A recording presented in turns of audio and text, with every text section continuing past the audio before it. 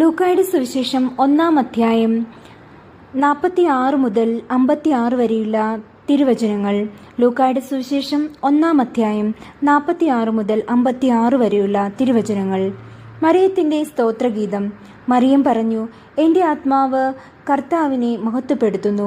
എൻ്റെ ചിത്തം എൻ്റെ രക്ഷകനായ ദൈവത്തിൽ ആനന്ദിക്കുന്നു. അവിടുന്ന് തൻ്റെ ദാസിയുടെ താഴ്മയെ കടാക്ഷിച്ചു.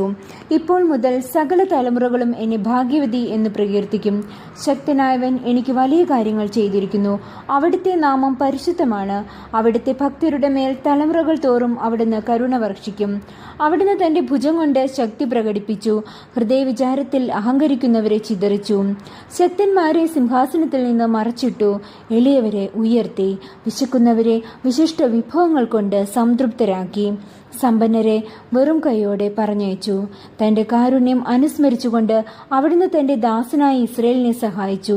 നമ്മുടെ പിതാക്കന്മാരായ അബ്രാഹത്തോടും അവൻ്റെ സന്തതികളോടും എന്നേക്കുമായി ചെയ്ത വാഗ്ദാനം അനുസരിച്ചു തന്നെ മറിയം അവളുടെ കൂടെ 3 മാസത്തോളം താമസിച്ചു. പിന്നെ വീട്ടിലേക്ക് മടങ്ങി.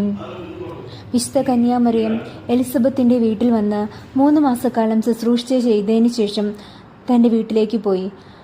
എലിസബത്തിന്റെ അടുത്ത് വന്ന മറിയം ദൈവത്തെ സ്തോത്രഗീതം ചെയ്യുകയാണ്. അതെ, എലിസബത്ത് പറഞ്ഞു, നീ സ്ത്രീകളിൽ ഭാഗ്യവതിയാണ്.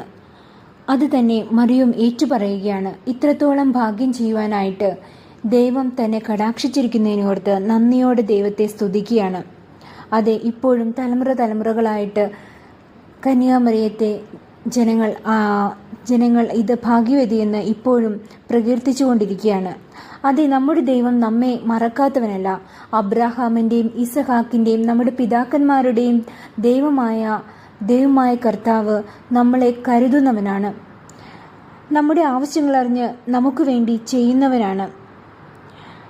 ശക്തനായ ദൈവമാണ്. നമുക്ക് എന്ത് കാര്യമാണെങ്കിലും ചെയ്യുവാൻ തക്കവണ്ണം അവിടുന്ന് വലിയവനാണ് എന്ന് വിശ്വസിച്ചുകൊണ്ട് മറിയത്തെ പോലെ നമുക്കും നമ്മുടെ ജീവിതത്തിൽ ഇതുവരെ ചൊരിഞ്ഞ എല്ലാ അനുഗ്രഹങ്ങൾക്കും നന്ദി പറയാം. അതുപോലെ തന്നെ ഇനി നമുക്ക് ചെയ്യാനിരിക്കുന്ന കാര്യങ്ങളെയും ഓർത്ത് നന്ദി പറയാം. നമ്മുടെ ഇന്നത്തെയും ഇന്നലകളും നാളുകളും അറിയുന്നവനായ ദൈവത്തിൻ്റെ കരങ്ങളിലേക്ക് നമ്മെ സമർപ്പിച്ചുകൊണ്ട് ദൈവത്തിന് നന്ദിയും സ്തോത്രവും അർപ്പിച്ചുകൊണ്ട് നമുക്ക് ആയിരിക്കാം. ആമേൻ.